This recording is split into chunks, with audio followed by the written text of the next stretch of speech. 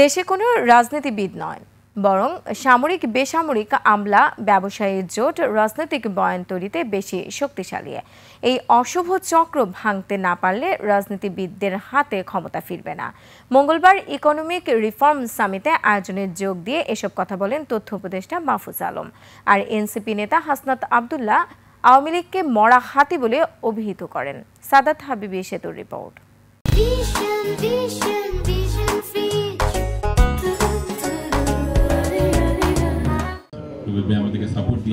দেশের ব্যবসার পরিবেশ সহজ করা, উদ্যোক্তাদের সংকট সম্ভাবনা আর অর্থনৈতিক শৃঙ্খলা নিয়ে দুদিন ব্যাপী ইকোনমিক রিফর্ম সামিট। দ্বিতীয় দিনের সমাপনীতে অর্থনীতির চেয়ে প্রাধান্য পায় রাজনীতি। 2014 সালের পরে তারা রাজনৈতিক দল হিসেবে দেউলিয়া হয়ে গেছে। সামরিক বেসামরিক আমলাতন্ত্র, ব্যবসায়ী গোষ্ঠী ও মিডিয়া, এই তিন পক্ষের সমালোচনা করে তথ্য উপদেষ্টা বলেন, হাসিনা আমলে রাষ্ট্র ক্ষমতা চলে যায় এই চক্রের হাতে। সিভিল সোসাইটি বাংলাদেশে এক্সিস্ট করে না, এটা হচ্ছে খুবই সত্য কথা।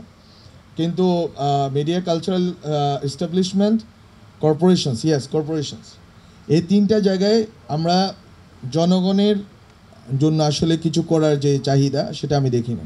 গেল এক বছরে এই অশুভ চক্র ভাঙার চেষ্টা খুব একটা সফল হয়নি স্বীকারোক্তি তথ্য উপদেষ্টার। তার আশঙ্কা রাজনীতিতে সংঘাত ফেরার। আমাদের আন্তঃসম্পর্কের জায়গাটা, এটা যদি আমরা মিস করি তাহলে আমরা বারবার বিভিন্ন খাদে আমরা পড়বো, 1-11, তারপর আরও অনেকগুলো ক্রাইসিস আমাদের সামনে আসতে থাকবে এবং রাজনৈতিক সংঘাত অনিবার্য হবে।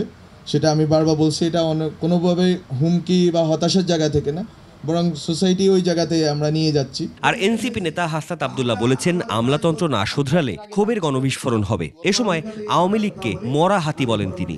আওয়ামী লীগ হচ্ছে ডেড চ্যাপ্টার। এখন এটা যেহেতু এটা মরা হাতি, এখন এটাকে অনেক বেশি যে যার মতো করে লাথি দিতে পারে, এটা সহজ, অনেক বেশি সহজ। এটা তো এখন একদম ডেড।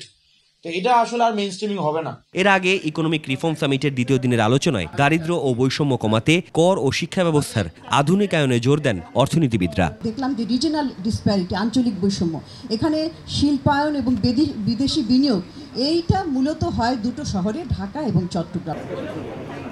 সাদাত হাবিবি সেতু, 21 টেলিভিশন, ঢাকা।